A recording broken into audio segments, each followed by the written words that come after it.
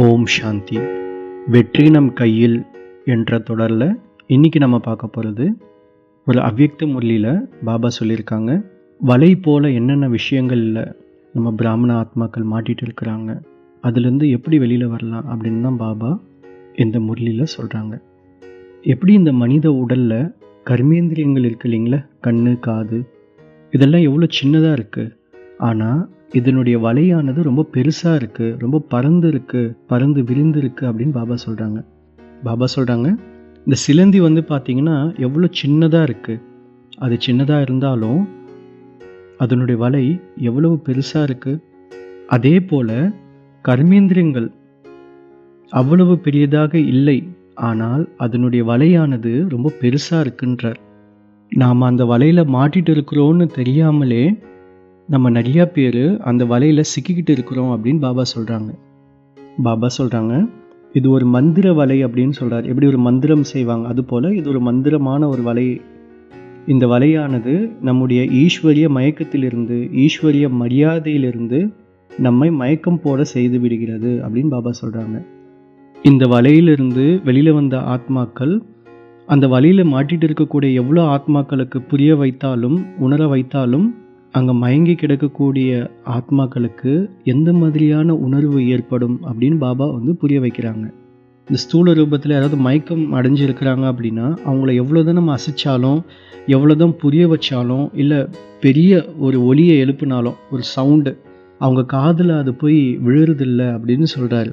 அந்த மாதிரி தான் இந்த மயக்கத்தில் இருக்கக்கூடிய ஆத்மாக்களினுடைய நிலையும் அப்படி தான் இருக்குது அப்படின்றத பாபா புரிய வைக்கிறாரு. வெளி உலகத்தில் மயங்கி கிடக்கிறவங்க எவ்வளோ தான் பேசினாலும் அந்த பேச்சில் ஒரு அர்த்தம் இருக்காது. ஏன்னா அவங்க ஒரு மயக்கத்தில் பேசுவாங்க. இந்த ஆன்மீக மயக்கத்தில் இருக்கிறவங்க என்ன செய்வாங்க அப்படின்னா, நான் ரொம்ப சரியாக தான் இருக்கிறேன் அப்படின்றத நிரூபிக்க பார்ப்பாங்க.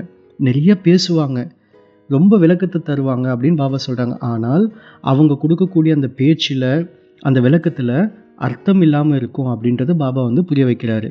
அப்புறம் 2 மாதம் 6 மாதத்துக்கு முன்னாடி நடந்த பழைய விஷயங்கள், இங்கே இருக்கிற விஷயங்கள், அங்கே இருக்கிற விஷயங்கள், இது எல்லாமே தேவையில்லாமல் அவங்க பேசிக்கிட்டு இருப்பாங்க. இது போல தான் இந்த ஆன்மீக மயக்கமும் அப்படின்னு பாபா சொல்கிறாங்க. இதிலிருந்து வெளியில் வர வெகு நேரம் பிடிக்கும் அப்படின்னு பாபா சொல்கிறாங்க. ஏன் அப்படின்னா, அந்த வலை ஒவ்வொரு கயிறையும் வெட்டுவதற்கு முயற்சி செய்கிறது. உங்களுடைய கண்காட்சி படங்களில் கூட இருக்கிறது. இப்போ பாபா இந்த வலையை நீக்குவதற்கான ஒரு சாதனத்தை நமக்கு கொடுக்குறாரு. என்ன சொல்கிறாரு அப்படின்னா, இந்த முழு வலையையும் அப்படியே சாப்பிட்டுடுங்க அப்படின்றாரு. எப்படி சிலந்தி தான் கட்டக்கூடிய அந்த வலையை தானே சாப்பிட்டு விடுகிறது. விஸ்தாரத்துக்கு போகாமல் எல்லாத்துக்குமே ஒரு முற்றுப்புள்ளி வைங்க அப்படின்றத பாபா புரிய வைக்கிறாரு. எல்லாத்துக்கும் ஒரு முற்றுப்புள்ளி வைத்து அந்த புள்ளியாகிய தந்தையோடு இணைந்து விடுங்கள் அப்படின்னு பாபா சொல்கிறாங்க. அதாவது பிந்துவாகவே ஆயிடுங்க அப்படின்றாரு. அப்பொழுது இந்த முழு விஸ்தாரமும், இந்த முழு வலையும் ஒரு வினாடியில் காணாமல் போயிடும். மேலும் நம்முடைய நேரமும் மிச்சமாகுது. கடின உழைப்பிலிருந்தும் நம்ம ஈஸியாக வெளியில் வந்துடலாம். பிந்துவாகி, அதாவது ஒளியாகி, அந்த ஒளியிலேயே, அதனுடைய அன்பிலேயே மூழ்கி விடுங்கள் அப்படின்றார்.